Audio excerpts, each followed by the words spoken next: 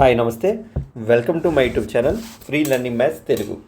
So ఈ వీడియోలో మనం ఏపీడిఎస్సి 2025కి సంబంధించి టీజీటీ మ్యాథమెటిక్స్లో షిఫ్ట్ టు 6th జూన్కి సంబంధించినటువంటి లాస్ట్ రిమైనింగ్ 20 ప్రాబ్లమ్స్ చూద్దాం. సో దీంతో టీజీటీ పేపర్స్ కూడా మనకి కంప్లీట్ అవుతాయండి. ఇంకొక పేపర్ ఉంటుంది మనకి డిఎస్సి 2025కి సంబంధించి టీజీటీది, సో స్పెషల్ ఎడ్యుకేషను. దాని తర్వాత ఒక పీజీటీ పేపర్లు ఉన్నాయి. సో ఇందులో ఫస్ట్ క్వశ్చన్ చూద్దామండి. When 10 is subtracted from all the observations, the mean is reduced to 50% of its value. అంటే క్వశ్చన్లో మనకి ఏమన్నాడు, పర్సంటేజ్ గురించి మాట్లాడుతున్నాడు. ఎప్పుడైతే క్వశ్చన్లో మనకి ఏమన్నాడు 50% తగ్గిస్తే, అంటే 50% నేను ఫ్రాక్షన్గా రాస్తే ఏమవుతుందండి 1/2. ఇప్పుడు దీని ప్రకారం మనకి ఏమవుతుందండి, యాక్చువల్గా ఒరిజినల్గా ఉండేటటువంటి మీన్ ఇది ఏమవుతుందండి, ఇది ఒరిజినల్ మీన్. క్లియర్? సో ఈ మీన్ ఏం చేశాడు, తగ్గించాడు. ఎంత? 1 part తగ్గించాడు. సో ఎప్పుడైతే ఈ 2 partలోంచి 1 part తగ్గిస్తే ఇంక రిమైనింగ్ ఏముంటుందండి, 1 part కదా. సో ఈ 1 part మనకి ఏమంటాడంటే లెక్క ప్రకారము ఏమన్నాడండి 10 అంటున్నాడు. క్లియర్? ఎందుకు 10 అయింది? యాక్చువల్గా మనకి ఒరిజినల్ మీన్ 2 partsలో 1 part అంటే 50% రెడ్యూస్ చేసి 1 part తగ్గిస్తే రిమైనింగ్ 1 part అవుతుందంటే 1 part మనకి ఎంత అవుతుందండి 10. సో 10 ఈజ్ సబ్ట్రాక్టెడ్ అని క్లియర్గా అన్నాడు. అప్పుడు ఒరిజినల్ మీన్ 2 parts మనకి ఏమవుతుందండి 20 అవుతుంది. క్లియర్? అంటే మనకి ఒరిజినల్ మీన్ వాల్యూ తెలిసింది ఎంతండి 20 అని తెలిసింది. ఇప్పుడు నెక్స్ట్ ఏమన్నాడు, if all the observations are multiplied by 4 then what is the mean will be అన్నాడు. ఒక్క విషయం మీరు గమనించాలి, మనం యావరేజెస్లో ఒక విషయం ఉంది. ఎప్పుడైనా అన్ని అబ్జర్వేషన్స్కి ఒకే సంఖ్యని యాడ్ చేసినా, ఒకే సంఖ్యని సబ్ట్రాక్ట్ చేసినా, ఒకే సంఖ్యని మల్టిపుల్ చేసినా, ఒకే సంఖ్యతో డివిజన్ చేసినా మొత్తం మీన్కి మనం అప్లై చేస్తే చాలు, దాన్ని అబ్జర్వేషన్స్కి అప్లై అయినట్టే. ఇప్పుడు క్వశ్చన్లో మనకి ఏమన్నాడు, ఎప్పుడైతే అన్ని అబ్జర్వేషన్స్ని 4తో మల్టిపుల్ చేసాడో నాకు న్యూ మీన్ ఏమవుతుందండి, ఒరిజినల్ మీన్ 20 కాబట్టి ప్రతి అబ్జర్వేషన్ 4తో మల్టిపుల్ చేసాం కాబట్టి మీన్ కూడా 4తోటే మల్టిపుల్ చేస్తే వచ్చేదే న్యూ మీన్. కాబట్టి 24 80. సో ఆప్షన్ 4 అనేది మన యొక్క ఆన్సర్. సో నెక్స్ట్ కొంచెం చూద్దామండి. X is the mean of the data. ఈ డేటాకి సంబంధించినటువంటి మీన్ అన్నాడు. సో మీడియన్ అన్నాడు. సో ఎప్పుడైతే మనం మధ్యగతం గురించి మాట్లాడాలంటే ఇచ్చినటువంటి అంకెల్ని ఆరోహణ లేదా అవరోహణ, అసెండింగ్ లేదా డిసెండింగ్ ఆర్డర్లో రాసుకోవాలి. కాబట్టి సో నేను ఇంక్రీజింగ్ ఆర్డర్లో రాసుకున్నాను 2, 8, x, 11, 14. క్లియర్? మనకి స్పష్టంగా తెలుసు ఎప్పుడైతే మిడిల్లో ఉండేదే మనకి ఏమవుతుందండి మీడియన్ అవుతుంది. కాబట్టి ఈ మిడిల్లో మనకి ఏముంది, ఎక్స్ ఉంది కాబట్టి ఎక్స్ వాల్యూ దీని యొక్క మీన్ అన్నాడు. క్లియర్? కానీ క్వశ్చన్లో ఏమన్నాడు, ఎక్స్ అనేది ఇంటీజర్ అని స్పష్టంగా చెప్పాడు. దానితో పాటు మరొక మాట చెప్పడం జరిగింది. ఏమన్నాడండి, the number of possible integers value of X అన్నాడు. అంటే ఎక్స్ యొక్క మనకి పాసిబుల్ వాల్యూస్ ఏమవుతాయి అంటే, ఎక్స్ యొక్క పాసిబుల్ వాల్యూస్ అంటే ఏంటండి, 8 నుంచి 11 లోపు మనం అన్ని వాల్యూస్ అవుతాయి. అంటే దీన్ని 8 అవ్వచ్చు, 9, 10, 11. కాబట్టి ఈ 4 వాల్యూస్లో మీరు ఏది రాసుకున్నా దాని యొక్క మీడియన్ ఎక్సే అవుతుంది. కాబట్టి సో మన యొక్క మీడియన్ ఏమవుతుందండి, ఈ 4 వాల్యూస్లో ఏదైనా అవ్వచ్చు. కాబట్టి నెంబర్ ఆఫ్ పాసిబుల్ సొల్యూషన్స్ అంటే 4 కాబట్టి ఆప్షన్ 1 అనేది మన యొక్క ఆన్సర్ అవుతుంది. లేదా దీన్ని ఈజీగా సొల్యూషన్ చేయాలంటే మనం ఏమీ లేదు, ఈ 11లో నుంచి 8 అనేది సబ్ట్రాక్ట్ చేస్తే 11 - 8 అంటే 3, దానికి ఒకటి యాడ్ చేయండి, ఎందుకంటే ఈ నెంబర్ని కూడా ఇంక్లూడ్ చేయాలి కాబట్టి. సో వచ్చేదే 4. సో ఈ విధంగా కూడా మనం ఈజీగా సాల్వ్ చేసుకోవచ్చు. సో నెక్స్ట్ విషయానికి వచ్చేసరికి మనకి F0, F1, F2, HL ఈ వాల్యూస్ అన్నీ ఇచ్చి దీని యొక్క మోడ్ని ఫైండ్ చేయమంటున్నాడు. ఎప్పుడైతే మనం మోడ్ ఫైండ్ చేయమంటున్నామో, మోడ్ అంటే ఏంటి, బహుళకము. ఏదైతే ఎక్కువటువంటి ఫ్రీక్వెన్సీ ఉంటుందో దానికి సంబంధించినటువంటి క్లాస్ని మనం తీసుకుంటాం. దాంట్లో ఉన్నటువంటి లోయర్ క్లాస్ని మనం వెళ్ళాలనుకుంటే ఆ యొక్క ఫ్రీక్వెన్సీకి పైన ఉన్న వాల్యూస్ని మనం F0 గాను, కింద ఉన్న వాల్యూని F2 గాను తీసుకొని దీని యొక్క మోడ్ కట్టడం జరుగుతుంది. సో మోడ్కి సంబంధించినటువంటి మనకి ఫార్ములా ఏంటండి, mode is equal to L plus F1 - F0 by దీన్ని రాసుకుంటే F1 - F0 plus F1 - F2 into H. Clear? ఇక్కడ L అంటే lower limit, lower boundary of the modal class. అదేవిధంగా F1 అంటే మనం ఏదైతే ఎక్కువ తీసుకున్నా దానికి సంబంధించింది, F0 అనేది దాని యొక్క పైన ఉన్నటువంటి ఫ్రీక్వెన్సీ, F2 అనేది దాని యొక్క కింద ఉన్నటువంటి ఫ్రీక్వెన్సీ. అదే చెప్పాడు, frequency of the modal class, frequency of the class succeeding the modal class. Next H అంటే సైజ్ ఆఫ్ ద క్లాస్. ఇప్పుడు మనకి ఇచ్చినటువంటి వాల్యూ సబ్స్టిట్యూట్ చేసుకుంటే మనకి ఏమవుతుందండి, L ఎంత ఇచ్చాడండి 10.5 ఇచ్చాడు. ఇక్కడ మనకి జాగ్రత్తగా గమనించండి. ఇక్కడ F1 మైనస్ F1 ఇచ్చాడు. మనకేం కావాలి? F1 మైనస్ F0 కావాలి కాబట్టి F0. ఈ -6 కాస్త మనకి ఏమవుతుందండి? +6 అవుతుంది by. So 6 plus F1 minus F2 value కూడా మనకి స్పష్టంగా చెప్పాడు ఎంతండి? 4 ఇంటూ H వాల్యూ కూడా ఎంతండి? 10. సో ఈ వాల్యూ క్యాలిక్యులేట్ చేసుకుంటే 10కి క్యాన్సిల్ అవుతుంది కాబట్టి 16.5 అవుతుంది. సో ఆప్షన్ 1 అనేది మన యొక్క ఆన్సర్. సో నెక్స్ట్ క్వశ్చన్ ఏంటంటే మీన్ ఆఫ్ 47 అబ్జర్వేషన్స్ ఈజ్ 93. అంటే 47 అబ్జర్వేషన్స్ యొక్క యావరేజ్ ఇవ్వడం జరిగిందండి. ఎంత అన్నాడండి? ఈ యొక్క యావరేజ్ 93 అన్నాడు. సో నెక్స్ట్ ఏమన్నాడండి? ఈ first observation is increased by 1. అంటే ఇప్పుడు దానికి ఫస్ట్ అబ్జర్వేషన్ నేను ఏదో A1 అనుకుంటే దీన్ని 1 ఇంక్రీజ్ చేశాడు. సో సెకండ్ అబ్జర్వేషన్ ఎంతండి? 2 ఇంక్రీజ్ చేశాడు. ఈ విధంగా అలా ఇంక్రీజ్ చేసుకుంటూ ఉంటే సో లాస్ట్ 47 అబ్జర్వేషన్ మనం ఏం చేస్తున్నాం? 47 ఇంక్రీజ్ చేయాలి. అయితే ఇప్పుడు వచ్చేటటువంటి న్యూ అబ్జర్వేషన్స్ యొక్క మీన్ లేదా యావరేజ్ ఎంత అని అడుగుతున్నాడు. మీరు ఇక్కడ ఒక విషయం గుర్తుపెట్టుకోండి. ఎప్పుడైనా సరే average of A plus B మనకు కావాలనుకుంటే average of A plus average of B అవుతుంది. సో ఈ యొక్క బేసిక్ కండిషన్ అప్లై చేసుకొని ఈ యొక్క ప్రాబ్లమ్ని మనం సాల్వ్ చేయడం జరుగుతుంది. సో దీంట్లో నేను ఏం చేస్తున్నానంటే ఫస్ట్ ఈ ఉన్నటువంటి 47 అబ్జర్వేషన్స్ని డివైడ్ చేస్తున్నాను. ఎలా డివైడ్ చేస్తున్నానంటే average of A1 A2 etcetera A47 observations, అదేవిధంగా ప్లస్ యావరేజ్ ఆఫ్ నాకు 1 2 3 ఎక్సెట్రా 47. మనకి స్పష్టంగా తెలుసు దీని యొక్క యావరేజ్ ఆల్రెడీ మనకు క్వశ్చన్లో ఇస్తాడు ఎంతండి? 93. కాబట్టి ప్లస్ నేను ఇంకేం కట్టాలి? 1 to 47 ఉన్నటువంటి అబ్జర్వేషన్స్ యొక్క యావరేజ్ కడితే చాలు. ఇక్కడ మనం గమనిస్తే 1 to n అబ్జర్వేషన్స్ యొక్క సమ్ మనకి ఫార్ములా ఏంటండి? Sigma n is equal to అంటే sum of first n in natural నెంబర్స్కి n ఇంటూ n ప్లస్ 1/2.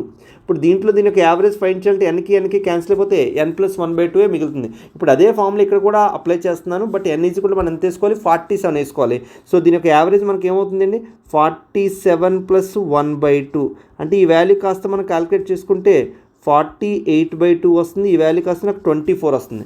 అంటే ఇప్పుడు నాకు న్యూ యావరేజ్ ఏమవుతుందండి? 93 ప్లస్ 24 అంటే 117 అవుతుంది. సో ఆప్షన్ 1 అనేది మన యొక్క ఆన్సర్ అవుతుంది. సో నెక్స్ట్ క్వశ్చన్ విషయానికి వచ్చేసరికి లిస్ట్ 1 అండ్ లిస్ట్ 2 అని ఇవ్వడం జరిగింది. If the range of the data in list 1 and list 2 are same అన్నాడు. సో రేంజ్ అంటే మనకి ఏంటండి? వ్యాప్తి. సో మనకి స్పష్టంగా తెలుసు వ్యాప్తి ఆర్ రేంజ్ అంటే ఏంటి? ఇచ్చినటువంటి అబ్జర్వేషన్లోంచి మ్యాక్సిమం వాల్యూని మినిమం వాల్యూ యొక్క డిఫరెన్స్ని మనం ఏమంటాం? రేంజ్ అంటాం. ఇక్కడ మనకి ఎప్పుడైతే ఎక్స్ వాల్యూ గ్రేటర్ దెన్ 0 అని స్పష్టంగా మనకు చెప్పాడో ఇచ్చినటువంటి అబ్జర్వేషన్స్లో మనం రాసుకుంటే మ్యాక్సిమం వాల్యూ ఏమవుతుందండి? ఇక్కడ 2x ప్లస్ 1 అవుతుంది. సో మినిమం వాల్యూ మనకి ఏమవుతుందండి? ఎక్స్ అవుతుంది. అయితే మీకు చిన్న డౌట్ రావచ్చు, మినిమం వాల్యూ ఎక్సా 2x మైనస్ 1 అని. సపోజ్ నేను x ఈక్వల్ టు 1 సబ్స్టిట్యూట్ చేసాను అనుకోండి, ఇక్కడ 1 వస్తుంది, ఇక్కడ 1 వస్తుంది. కానీ x ఈక్వల్ టు 2 సబ్స్టిట్యూట్ చేస్తే ఇక్కడ 2 వస్తుంది, ఇక్కడ 3 వస్తుంది. అంటే దీంతో పోల్చుకుంటే ఇదే చిన్న వాల్యూ. క్లియర్? సో అందువల్ల మినిమం వాల్యూ అవుతుందండి ఎక్స్ అవుతుంది. ఇప్పుడు లిస్ట్ 2లో చూస్తే మ్యాక్సిమం వాల్యూ ఎంతండి? ఇక్కడ నాకు 15. మినిమం వాల్యూ ఎంతండి? 3. ఇప్పుడు నాకు ఏం కావాలి? రేంజ్ ఫైండ్ చేయాలి. ఎప్పుడైతే నేను రేంజ్ ఫైండ్ చేయాలో దీని యొక్క రేంజ్ ఏమవుతుంది? డిఫరెన్సే కాబట్టి 2x ప్లస్ 1 మైనస్ ఎక్స్ అంటే నాకు ఏమవుతుందండి? ఎక్స్ ప్లస్ 1 అవుతుంది. అదేవిధంగా ఇక్కడ దీని యొక్క డిఫరెన్స్ ఏమవుతుంది? 12 అవుతుంది. అంటే నాకు X plus 1 is equal to 2 equal అని 12. అప్పుడు ఎక్స్ ఈజ్ ఈక్వల్ నాకు ఎంత అవుతుందండి? 11 అవుతుంది. సో ఆప్షన్ 4 అనేది మన యొక్క ఆన్సర్. సో నెక్స్ట్ క్వశ్చన్ విషయానికి వచ్చేసరికి మనకి మీన్ ఇవ్వడం జరిగిందండి. మీన్ ఎంత ఇచ్చేయండి? 54 అని ఇవ్వడం జరిగింది. అదేవిధంగా మనకి స్టాండర్డ్ డీవియేషన్ కూడా ఇవ్వడం జరిగింది 32.55 అని ఇవ్వడం జరిగింది. అయితే కోఎఫిషియంట్ ఆఫ్ వేరియేషన్ ఎంత అని అడుగుతున్నాడు. సో మనకి స్పష్టంగా తెలుసు coefficient of variation is equal to ఏమవుతుందండి?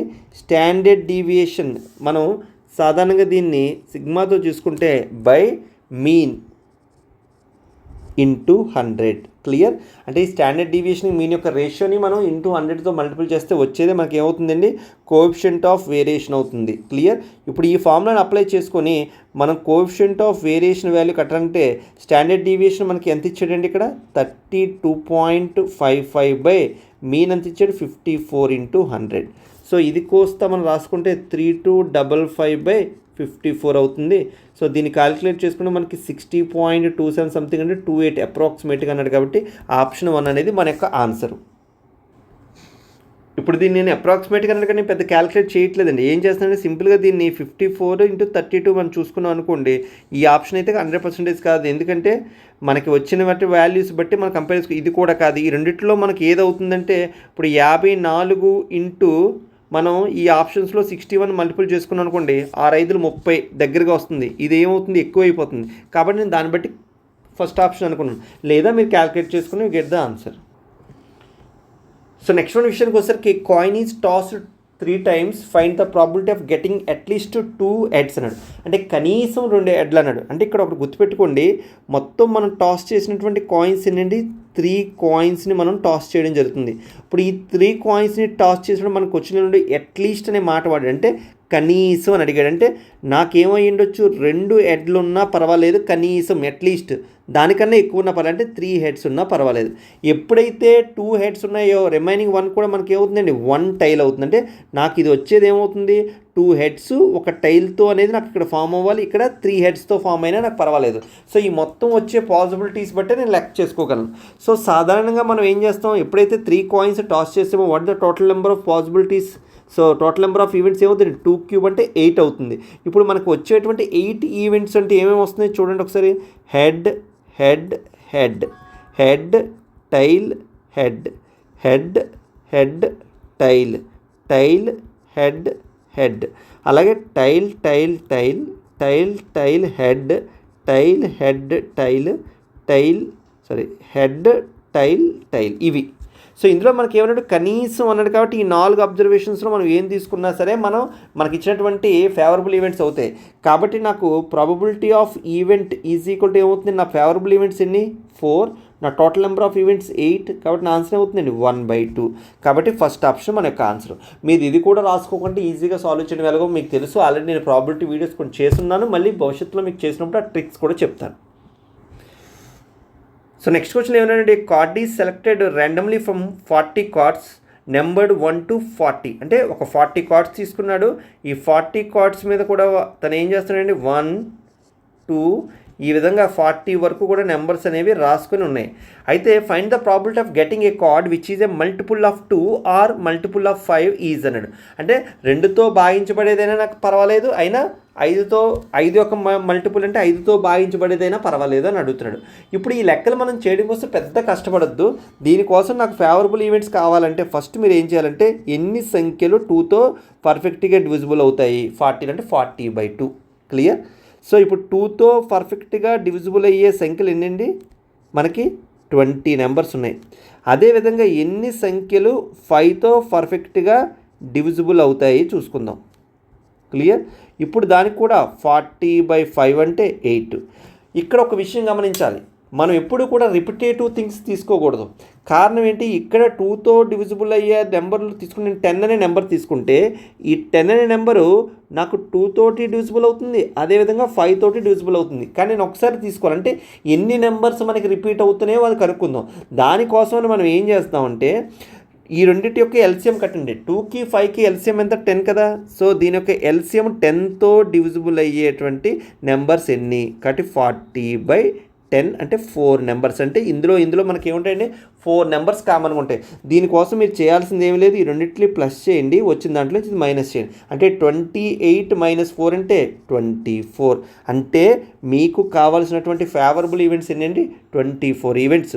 కాబట్టి నాకు probability of an event is equal to, నా ఫేవరబుల్ ఈవెంట్స్ ఏంటండి 24, నా టోటల్ నెంబర్ ఆఫ్ ఈవెంట్స్ ఏమవుతాయండి 40 ఆర్ 40C1, మీ ఇష్టం ఏది రాసుకున్నా ఇబ్బంది లేదు. సో ఇప్పుడు దీన్ని క్యాలిక్యులేట్ చేసుకుంటే 8 3 8 5, కాబట్టి నా ప్రాబిలిటీ 3/5. కాబట్టి ఆప్షన్ 3 అనేది నా యొక్క ఆన్సర్. సో నెక్స్ట్ వన్ విషయానికి వచ్చేసరికి క్వశ్చన్లో మనకి స్పష్టంగా చెప్పడం జరుగుతుందండి. ఏమన్నాడండి, ఏ బ్యాగ్ కంటైన్స్, ఒక బ్యాగ్లోని స్పష్టంగా చెప్పాడు ఎన్ని రెడ్ బాల్స్ ఉన్నాయన్నాడండి, 4 రెడ్ బాల్స్ ఉన్నాయన్నాడు. సో 4 రెడ్ బాల్స్ అన్నాడు. సో నెక్స్ట్ విషయానికి వచ్చేసరికి 5 బ్లూ బాల్స్ అన్నాడు. Blue balls. 2 balls are drawn at random without replacement. అంటే దాని అర్థం ఏంటండి, ఒక్కసారి మనం తీసినటువంటి బాల్ని మళ్ళీ రీప్లేస్మెంట్ చేయకూడదు. సో ఇలా వితౌట్ రీప్లేస్మెంట్ చేస్తే మీకు వచ్చేటటువంటి ప్రాబబిలిటీలో if the first ball drawn is blue, అంటే క్లియర్గా ఒక కండిషన్ అనేది స్పష్టంగా చెప్పాడు. ఏమన్నాడండి, ఫస్ట్ బాల్ అనేది బ్లూ బాల్ అని చెప్పాడు. సో ఇంకేమనండి, then the probability of the second ball is also blue ball అని, అంటే రెండో బాల్ కూడా నాకు బ్లూ బాల్ అవ్వాలంటే వచ్చే సంభావ్యత ఎంత అంటున్నాడు. సో ఇక్కడ మనం చేసే మిస్టేక్ చూడండి, ఇంకా ఫస్ట్ బాల్ గురించి మనకు అనవసరం. సో మన focus only on second ball మీదే పెట్టాలి కదా. ఎప్పుడైతే మన ఫోకస్ సెకండ్ బాల్ మీద పెట్టాలి అంటే నాకు బ్లూ బాల్లో నుంచే బ్లూ బాల్ వస్తాయి కదా. ఆల్రెడీ ఇక్కడ ఎన్ని బ్లూ బాల్స్ ఉన్నాయండి, 5 బ్లూ బాల్స్ ఉన్నాయి. అందులో నుంచి ఫస్ట్ బాల్ ఆల్రెడీ తీసాడు కాబట్టి ఇంక రిమైనింగ్ బ్లూ బాల్స్ ఎన్ని ఉంటాయండి, నాకు 4 ఉంటాయి. First point clear.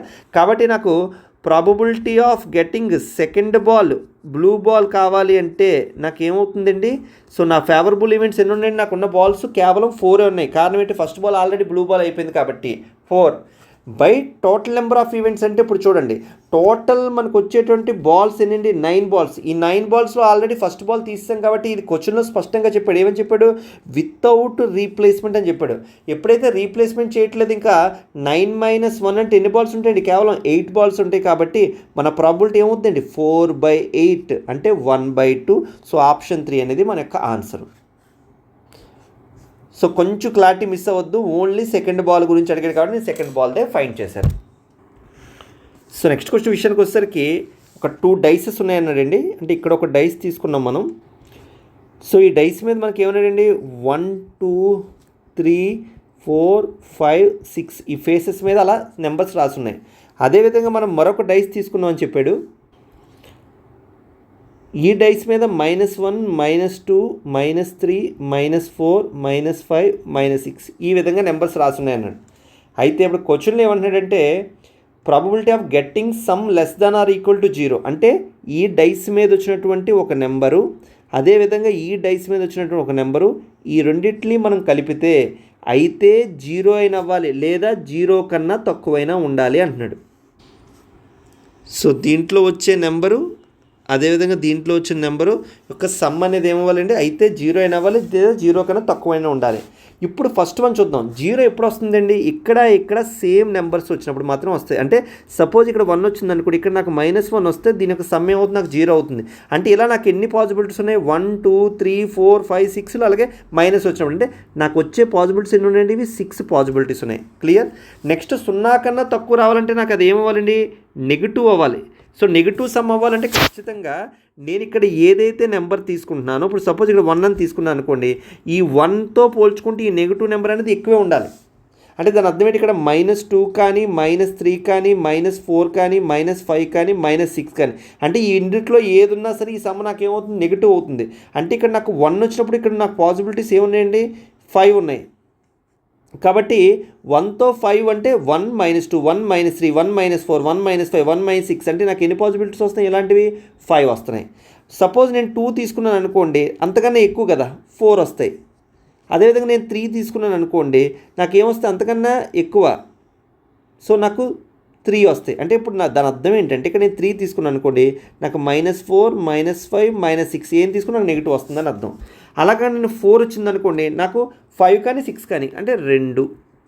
అలాగే నాకు 5 వచ్చింది అనుకోండి, ఓన్లీ -6 ఉంటేనే అవుతుంది కాబట్టి 1.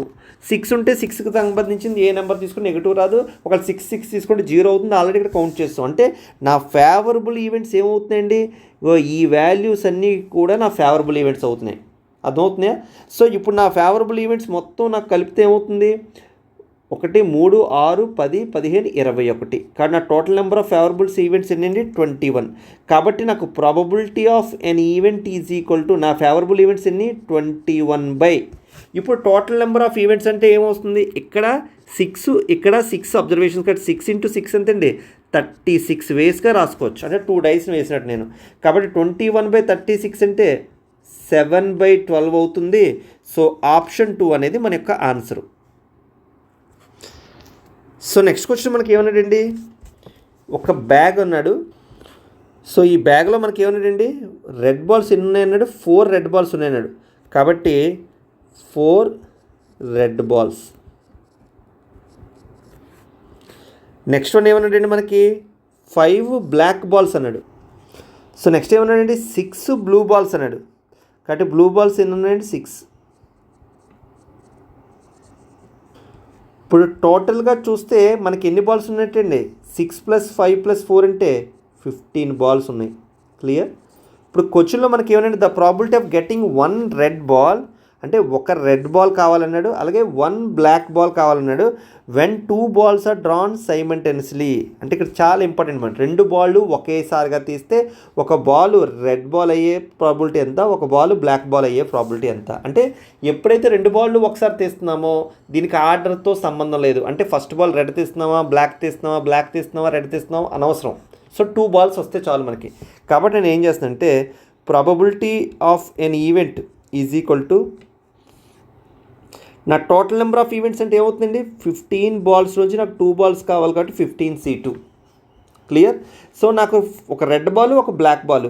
సో రెడ్ బాల్ నుంచి రెడ్ బాలే తీయాలి కాబట్టి 4C1, బ్లాక్ బాల్ నుంచి బ్లాక్ బాలే కావాలి కాబట్టి 5C1. సో రెండు డిఫరెంట్ వర్క్స్ కాబట్టి ఇంటూ. క్లియర్.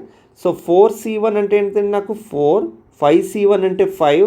సో 15C2 ఇక్కడ క్యాల్కులేట్ చేస్తాను. 15C2 అంటే 15 × 14/2 × 1. సో 2 ఏళ్ళు. క్లియర్. సో యాజ్ స్టేజ్గా రాసేస్తాను ఇక్కడ 15 × 7. సో 5 1 5 3. సో ఫైనల్గా మన ఆన్సర్ ఏమవుతుందండి 4/21 అవుతుంది. సో ఆప్షన్ 2 అనేది మన యొక్క ఆన్సర్. సో నెక్స్ట్ ప్రాబ్లం ఏమన్నాడంటే which of the following points are non collinear అన్నాడు. అంటే దాని అర్థం ఏంటండి, ఇందులో సరేఖ్యాలు కానివి ఏంటి అని అడుగుతున్నాడు. ఇంతకీ కొలీనియర్ పాయింట్స్ అంటే ఏంటి? ఎప్పుడైనా మనం 3 లేదా అంతకన్నా ఎక్కువ బిందువులు తీసుకుంటే ఈ అన్ని బిందువులు ఒకే లైన్ మీద ఉంటే అటువంటి వాటిలో మనం ఏంటంటే కొలీనియర్ అంటాం. క్లియర్.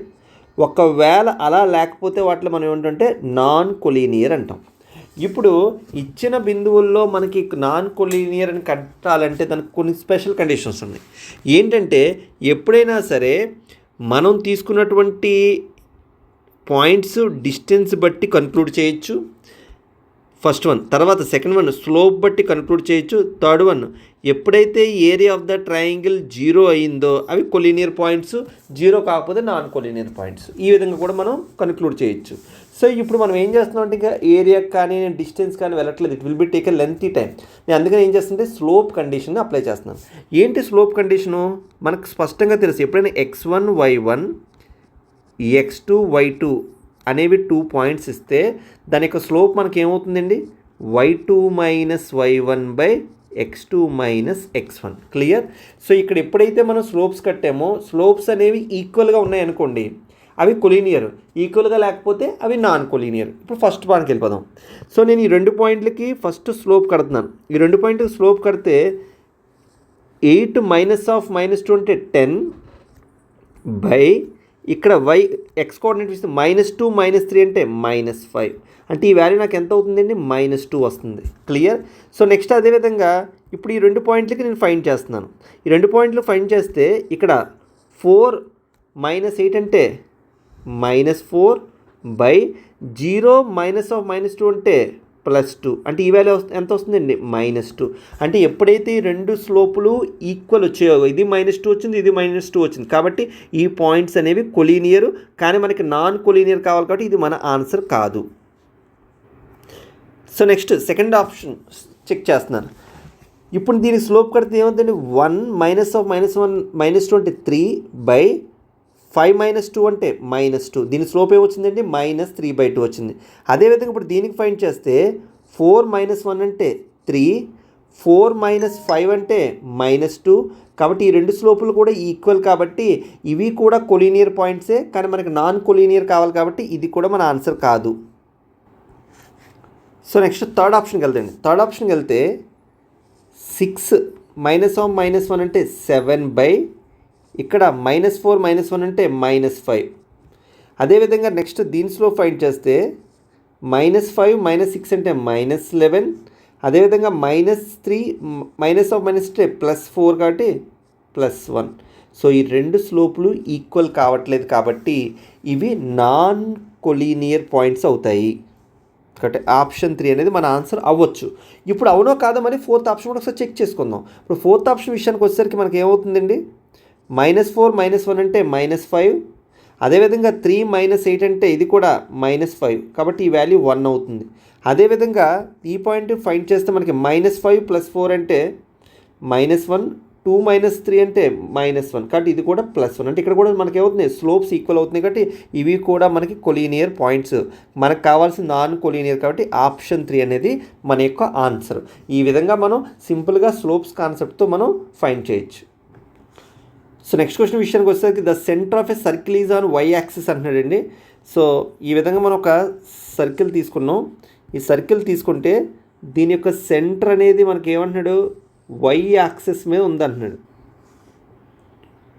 సో ఈ విధంగా నేను ఒక సెంటర్ని తీసుకుంటున్నాను, ఇది దీని యొక్క సెంటర్. క్లియర్. సో నెక్స్ట్ ఏమన్నాడండి, ఎప్పుడైతే వై యాక్సిస్ మీద ఉందో దాని మీద ఉండే పాయింట్ మనకి ఏమవుతుందండి ఎక్స్ కోఆర్డినేట్ 0 అవుతుంది. అదేవిధంగా వై కోఆర్డినేట్ ఎంతో కొంత ఉంటుంది కాబట్టి అదే సమ్ ఏ అనుకున్నాను. Next one, the circle is passing through the points 0,3 and 0,2. ఇప్పుడు ఈ సర్కిల్ అనేది ఏం చేస్తుంది, ఏదో కొన్ని పాయింట్స్ ముందు పోతుందండి. ఆ ఒక పాయింట్స్ ఏమన్నాడండి, అది ఒక పాయింట్ 0,6 అని చెప్పడం జరిగింది, మరొక పాయింట్ ఏమో 0,2 అని చెప్పడం జరిగింది. సో ఈ స్పష్టంగా మనకి వై యాక్సిస్ మీద ఉండే అక్షరాలు బిందువులు కాబట్టి నేను ఏం చేస్తానంటే వాటిలో వై యాక్సిస్ మీద రాస్తున్నాను. సో మనకి ఈ పాయింట్ ఏమని చెప్పాడంటే ఒక పాయింట్ ఏదో 0,6 అన్నాడు, మరొక పాయింట్ ఏమన్నాడండి ఇది 0,2. ఇగో ఈ బిందువులు గుండా పోతుంది. అయితే మనం ఏమనంటే find the centre and radius of the circle అన్నాడు. మనకి స్పష్టంగా తెలుసు ఎప్పుడైనా సరే మనం ఈ విధంగా చూసుకుంటే ఈ యొక్క సెంటర్ నుంచి ఈ యొక్క పాయింట్ మీదకు ఉన్నటువంటి డిస్టెన్స్ మనం ఏమంటాం రేడియస్ అంటాం ఆర్. అదేవిధంగా ఇది కూడా ఏమవుతుంది ఆర్ అవుతుంది. ఈ డిస్టెన్స్ ఎలా ఉంటుంది ఈక్వల్గా ఉంటుంది. సో దీనికోసం మనం ఏం చేస్తామంటే దీన్ని ఫైండ్ చేయడం కోసం సో నేను వై యాక్సిస్ తీసుకుంటున్నాను. ఈ డిస్టెన్స్ కట్టాలంటే ఏమవుతుందండి నాకు 6 - a. సో ఈ బిందువు నిష్పత్తి ఎంత అవుతుందండి, ఇది 6 - a. Distance or ratio is to a-2. లెక్క ప్రకారం ఈ రెండు డిస్టెన్స్లు ఈక్వల్, ఎందుకు రేడియస్కి సమానం కాబట్టి ఈజ్ ఈక్వల్ టు 1:1. ఇప్పుడు ఇట్లా మనం సాల్వ్ చేసుకుంటే 6 - a is equal to a-2 అవుతుంది. అప్పుడు a ఈజ్ ఈక్వల్ టు 8/2 అంటే a వాల్యూ 4 అవుతుంది.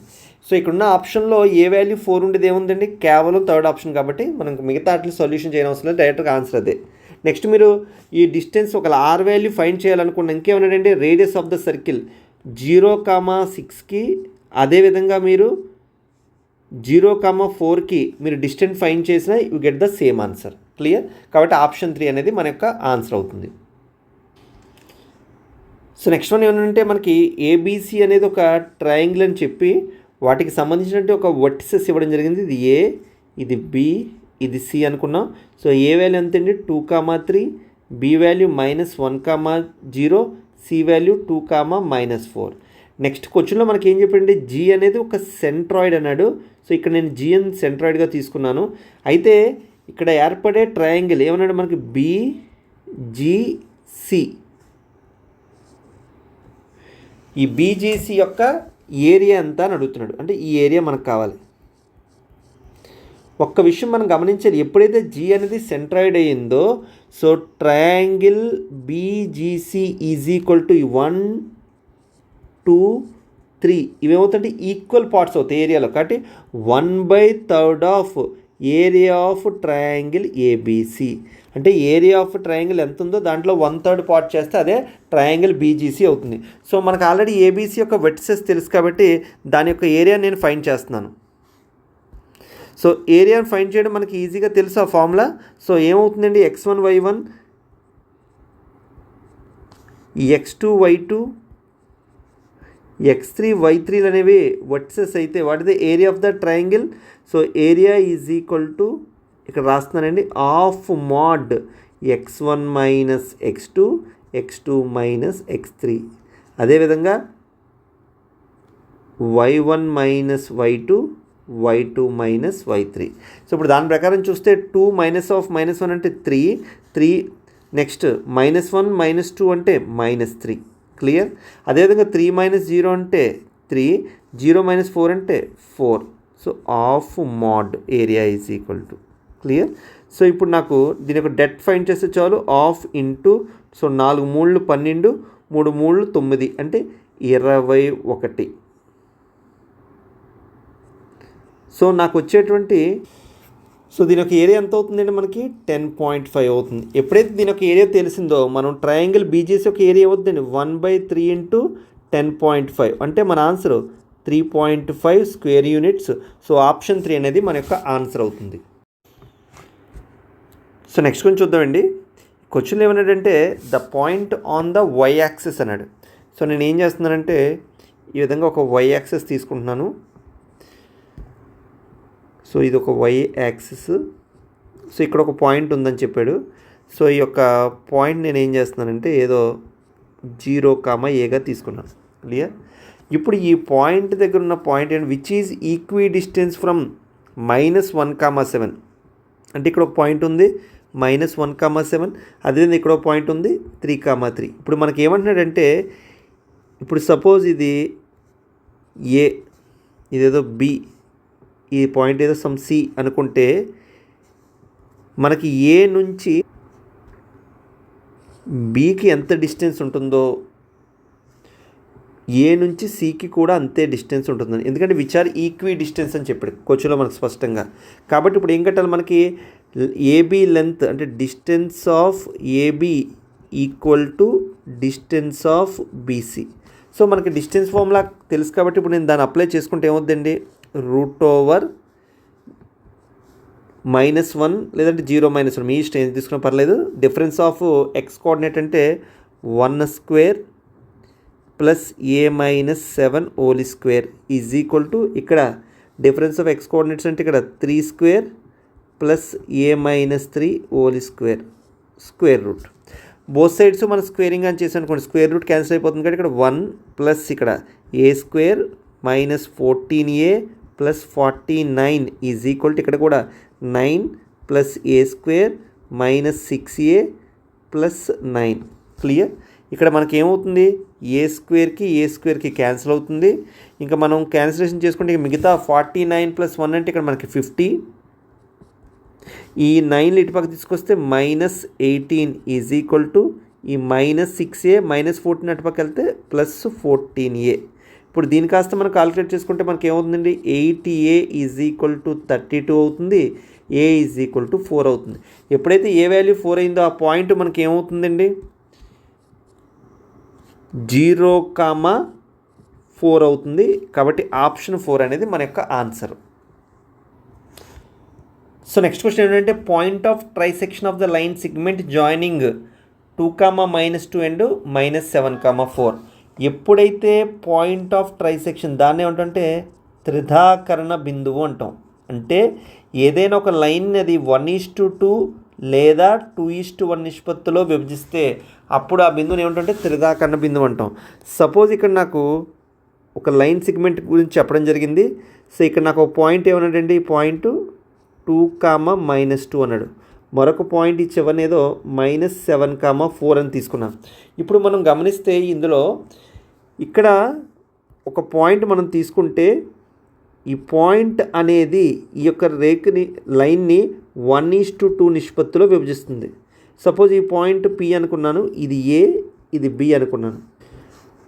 నెక్స్ట్ అదేవిధంగా ఇక్కడ ఒక పాయింట్ ఏదో తీసుకున్నాను, దాన్ని Q అనుకున్నాను, ఇది 2:1 నిష్పత్తిలో విభజిస్తుంది. ఇప్పుడు ఈ పాయింట్ P అదేవిధంగా ఈ పాయింట్ Qలో మనం ఏమంటామంటే త్రిధాకరణ బిందువులు అంటాం. ఎందుకంటే ఏదైనా ఒక లైన్ సెగ్మెంట్ని ఒక పాయింట్ 1:2 నిష్పత్తిలో విభజించిన లేదా 2:1 నిష్పత్తిలో విభజించిన అటువంటి పాయింట్ మనం ఏమంటామంటే పాయింట్ ఆఫ్ ట్రైసెక్షన్ అంటాం.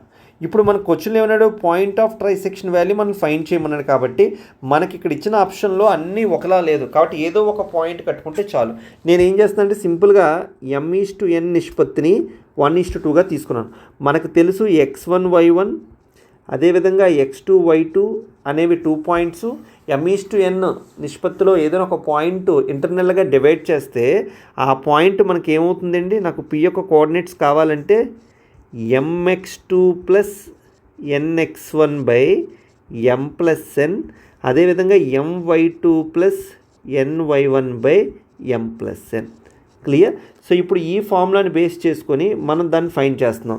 ఇప్పుడు నాకు ఏం కావాలి, m:n 1:2గా తీసుకున్నాను కాబట్టి mx2 అంటే 1 × -7 ప్లస్ n × x1 అంటే 2 × 2 4/m+n అంటే 1 + 2 అంటే 3. అంటే ఇప్పుడు మనకు సొల్యూషన్ ఇది ఏమవుతుందండి, క్యాలిక్యులేట్ చేసుకుంటే -3/3 అవుతుంది, అంటే 1 వస్తుంది, అవునా. ఇప్పుడు ఈ కింద ఉన్న ఆప్షన్లో ఎక్స్ కోఆర్డినేట్ అనేది నాకు -1 ఉండే ఆప్షన్ ఏముంది, ఫస్ట్ ఆప్షన్లో లేదు, థర్డ్ ఆప్షన్లో లేదు, ఫోర్త్ ఆప్షన్ లేదు, ఓన్లీ సెకండ్ ఆప్షన్లోనే ఉంది.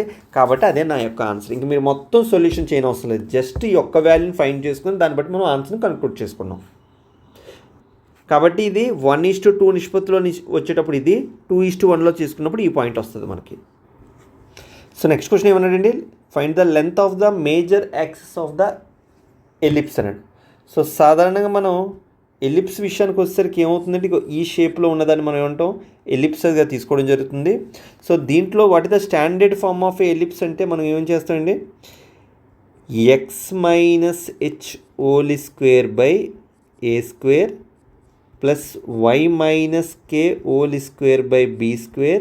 ఈజ్ ఈక్వల్ టు 1 అనేది మనకి స్టాండర్డ్ ఫార్మ్ ఆఫ్ ఎలిప్స్.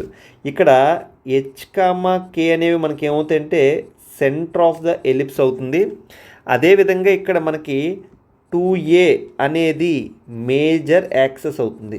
ఇప్పుడు మనకు కావాల్సింది కూడా ఈ మేజర్ యాక్సెసే. అదేవిధంగా మనకి 2b అంటే మైనర్ యాక్సెస్ అవుతుంది. క్లియర్. ఇంకా నేను మిగతా వాటికి వెళ్ళట్లేదు. సో వర్టెక్స్ గురించి వీటి గురించి కేవలం మనకి ఎంతవరకు కావాలో అంతవరకు తీసుకున్నాను. సో నాకు మేజర్ యాక్సెస్ కావాలంటే 2a ఏ వాల్యూ కట్టి దాన్ని డబల్ చేస్తే చాలు.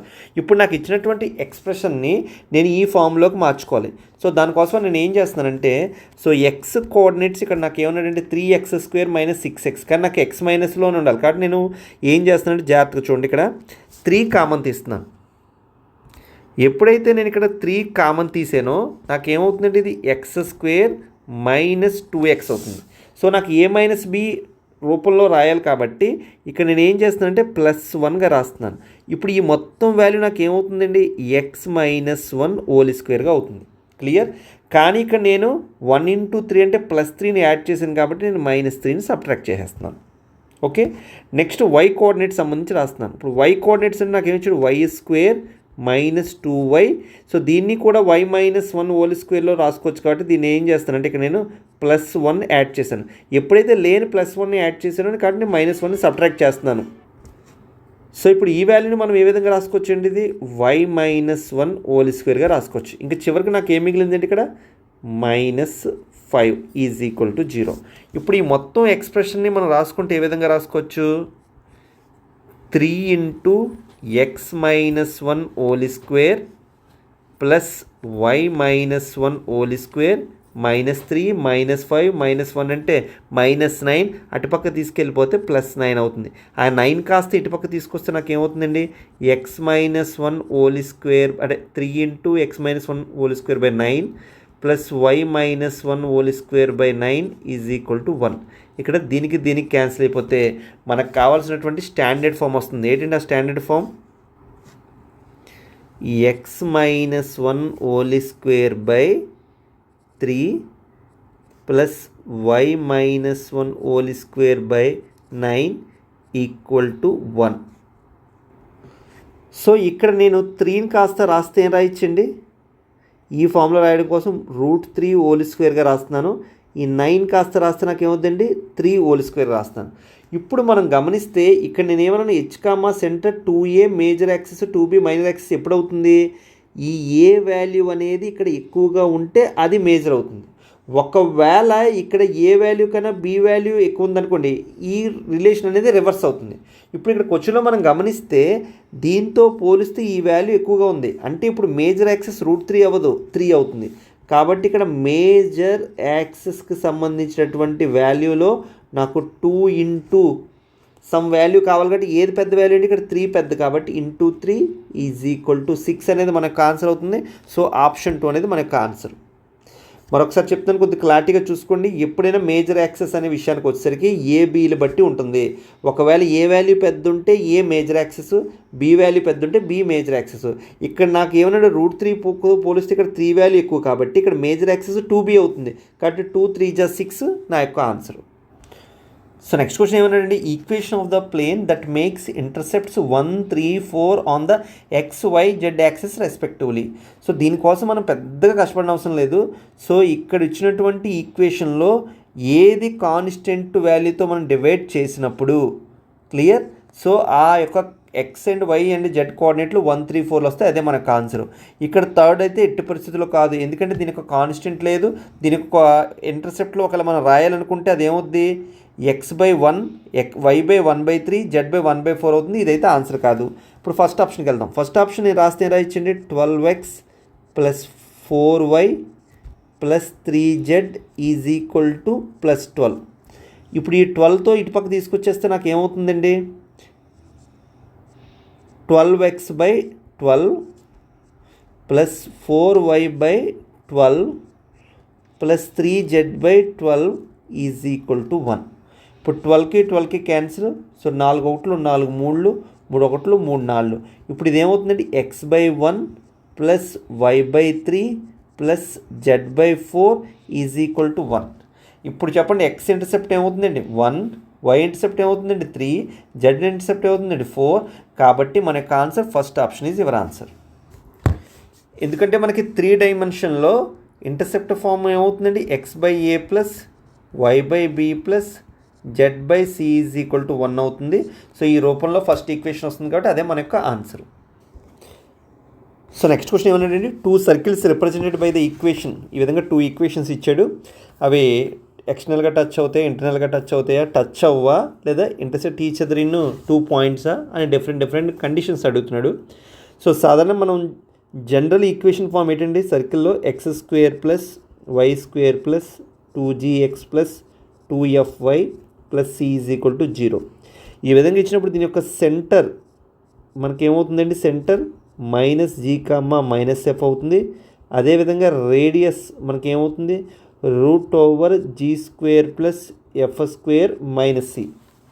ఇప్పుడు ఈ కండిషన్స్ మనం ఉపయోగించుకొని మనం ఏం చేస్తున్నామండి, ఈ 2 సర్కిల్ యొక్క సెంటర్స్ని అదేవిధంగా రేడియస్ని ఫైండ్ చేసి తర్వాత మనం కన్క్లూడ్ చేస్తాం. ఇప్పుడు మనకి ఫస్ట్ విషయానికి వచ్చేసరికి ఏమన్నాడు, దీని యొక్క సెంటర్ చూస్తే మనకి ఏమవుతుందండి, చాలా సింపుల్, ఎక్స్ కోఆర్డినేట్లో సగం సైన్ మార్చడం. కాబట్టి దీని యొక్క ఆన్సర్ నాకు ఏమవుతుందండి, +2. ఇందులో సగం సైన్ మార్చడం 3. ఇప్పుడు దీని యొక్క రేడియస్ ఏదో r1 నేను ఫైండ్ చేశాను అనుకోండి, సెంటర్ C1 అనుకున్నాను. సో రేడియస్ r1 అంటే √g² + f² - c. g² అంటే 2 × 4, f² అంటే 3 3 9, -c అంటే -(-) అంటే +12 అంటే +√25 అంటే 5 వచ్చింది. ఇప్పుడు నెక్స్ట్ వన్, ఇప్పుడు ఈ సర్కిల్కి సంబంధించి చూద్దాం. సో దీంట్లో మనకి సెంటర్ C2 = మనకి ఏమవుతుంది, సో C2 వాల్యూ మనకు ఎక్స్ కోఆర్డినేట్లో సగం అండ్ సైన్ మారుస్తాం అంటే -3, వై కోఆర్డినేట్లో సగం సైన్ మారుతాం కాబట్టి -9. సో ఇప్పుడు నాకు రేడియస్ R2 వాల్యూ నేను ఫైండ్ చేస్తే ఏమవుతుంది, √3² అంటే 9, 9² అంటే 81 - 26.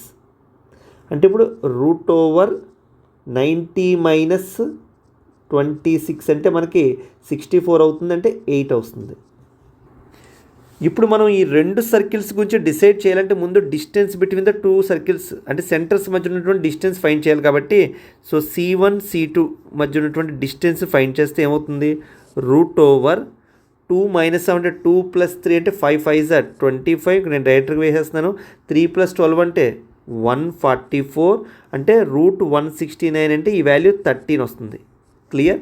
ఇప్పుడు మీరు స్పష్టంగా చెప్పండి, డిస్టెన్స్ బిట్వీన్ 2 పాయింట్స్ అంటే distance between 2 centres = r1 + r2 అవుతుందా లేదో చూద్దాం. ఇక్కడ ఎందుకు స్పష్టంగా ఈ వాల్యూ 13 అవుతుంది, ఈ వాల్యూ 5 8, ఇది కూడా ఏమవుతుంది 13 అవుతుంది. ఎప్పుడైతే నేను ఈ విధంగా ఒక సర్కిల్ తీసుకున్నాను, సేమ్ అదేవిధంగా మరొక సర్కిల్ని ఈ విధంగా తీసుకొని దాని యొక్క టచ్ చేసుకుంటాను. సో దీని యొక్క సెంటర్ని నేను ఏదో C1, దీని యొక్క సెంటర్ని C2 అనుకున్నాను. ఈ డిస్టెన్స్ ఎంత వచ్చిందండి, మనకి 5 వచ్చింది. ఈ డిస్టెన్స్ ఎంత వచ్చింది, 8 వచ్చింది. సో ఈ రెండిట్ల మధ్య మనం ఫైండ్ చేసిన డిస్టెన్స్ ఏమవుతుంది, 13 అవుతుంది. కాబట్టి ఎప్పుడైతే ఈ విధంగా ఉన్నాయి, ఈ 2 సర్కిల్స్ ఏమవుతాయండి, టచ్ ఎక్స్టర్నల్లీ. కాబట్టి ఆప్షన్ 2 అనేది మన యొక్క answer. So next problem, find the in centre of the triangle formed by the points అన్నాడు. అంటే మనకి 3 డైమెన్షన్ పాయింట్స్ రిలేటెడ్గా ఇన్ సెంటర్ ఇచ్చాడండి. సో దీన్ని ఫైండ్ చేయడం మనం చాలా ఈజీ. సపోజ్ ఇది ఏ ఆఫ్ 0,0,0 అనుకున్నాం, ఇది బి ఆఫ్ 3,0,0. అదేవిధంగా ఇది సి ఆఫ్ 0,4,0. ఎప్పుడైతే దీని యొక్క ఇన్ సెంటర్ కావాలో మనకి ముందు డిస్టెన్స్ కట్టాలి. ఇది ఏ అవుతుంది, ఇది బి అవుతుంది, ఇది సి అవుతుంది. సో ఇప్పుడు నేను బీసీ డిస్టెన్స్ అంటే ఏ కావాలి అంటే ఏంటండి ఫార్ములా, √3 - అంటే 3 స్క్వేర్ 9 డైరెక్ట్గా వేసేస్తున్నాను. 4 స్క్వేర్ 16 ప్లస్ 0 అంటే ఈ వాల్యూ 5. సేమ్ అదేవిధంగా నాకు డిస్టెన్స్ బి కావాలి. బి కావాలంటే AC is equal to be. So √0 4 square అంటే 16 ప్లస్ 0 అంటే ఈ వాల్యూ 4. సో నెక్స్ట్ అదేవిధంగా నాకు సి వాల్యూ కావాలంటే AB is equal to C is equal to √, ఈ 2 పాయింట్ల మధ్య డిస్టెన్స్ కాబట్టి 3 square 0 plus 0 is equal to 3. ఇప్పుడు నాకు ఏ లెంత్ వచ్చింది, బి లెంత్ వచ్చింది, సి లెంత్ వచ్చింది. సో నాకు ఇన్ సెంటర్ కావాలి అంటే so A into x1 plus B into x2 plus C into x3 by A plus B plus C. అదేవిధంగా A into y1 plus B into y2 plus C into y3 by A plus B plus C. అదేవిధంగా A into z1 plus B into z2 plus C into z3 by A plus B plus C. Clear? ఇప్పుడు ఇది డైరెక్ట్గా మనకి ఏ BC value తెలుసు, x1 y1 value తెలుసు.